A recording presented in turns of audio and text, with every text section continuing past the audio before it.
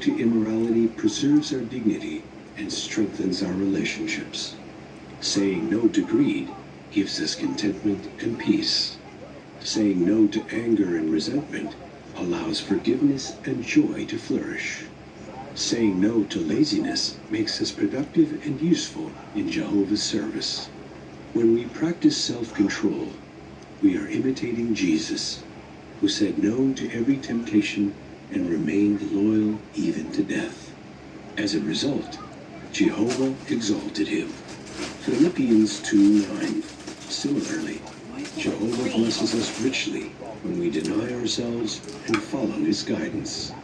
As Proverbs 10:22 says, "It is the blessing of Jehovah that makes one rich, and he adds no pain with it." True riches come from spiritual blessings, peace of mind, good conscience, strong faith, and loving relationships within the congregation. We cannot fulfill our dedication by human strength alone. We need Jehovah's help daily. Philippians 4:13 reminds us, "For all things I have the strength through the one who gives me power." Through prayer, Jehovah's Spirit strengthens us to say no to temptation and yes to his will. When we pray sincerely, not just for forgiveness, but for strength and guidance, Jehovah answers. Luke 1:1913. That's why constant communication with Jehovah is vital. When we talk to him about our struggles, we experience his peace, just as Philippians 4:7 promises. All of Jehovah's goodness points toward one grand gift: everlasting life in his righteous new world. There, all who have dedicated themselves to Jehovah and remained loyal will enjoy perfect peace. No sickness, no death, no tears, just endless joy in serving our Creator. How can we ever repay such kindness? Our repayment is not in material things, but in heartfelt thanksgiving and loyal service. Jehovah doesn't need our wealth or power.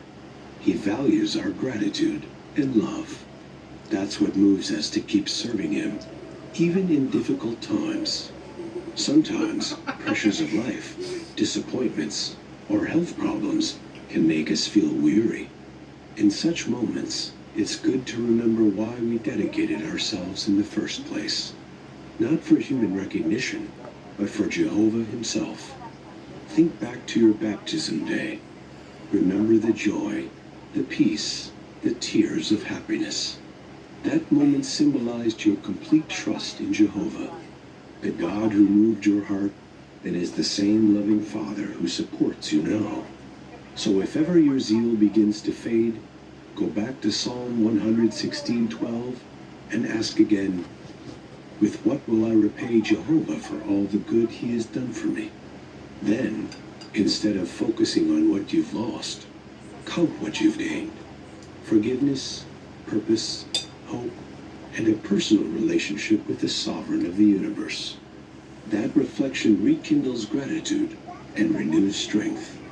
So, may each of us continue to live our lives as a thank you letter to our loving Father, written not with ink, but with deeds of faith, integrity, and love.